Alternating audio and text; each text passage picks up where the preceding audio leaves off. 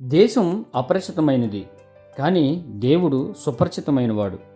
ఈ సంగతిని మనం జాగ్రత్తగా ఆలోచన చేస్తే అపరిచితమైన ప్రాంతమైన అపరిచితమైన వ్యక్తులైన దేవుడు గనక సుపరిచితంగా ఉంటే, ఆయన సన్నిధిని మనం వెతుకుతూ ఉంటే అపరిచిత ప్రాంతంలో అపరిచితమైన వ్యక్తుల మధ్య మనం సురక్షితంగా జీవించగలుగుతాం. యోసేపు అప్పటి వరకు అపారమైన ప్రేమలో పెరిగాడు.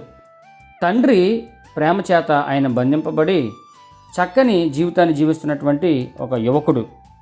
అలాంటి తన జీవితంలో ఒక మలుపు, తెలియని ప్రాంతం, తెలియని వ్యక్తులు, సంస్కృతి కొత్తదే అయినప్పటికీ దేవుని సన్నిధిని అనుభవిస్తూ ఆ ప్రాంతంలో జీవించగలిగాడు.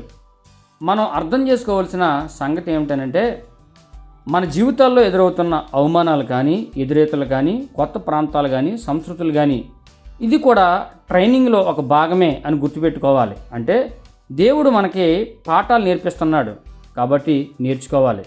యోసేపు ఇష్టంగా ఐగుప్తు ప్రాంతానికి వెళ్ళలేదు. దేవుని ప్రణాళిక ఉంది కాబట్టి వెళ్ళాడు.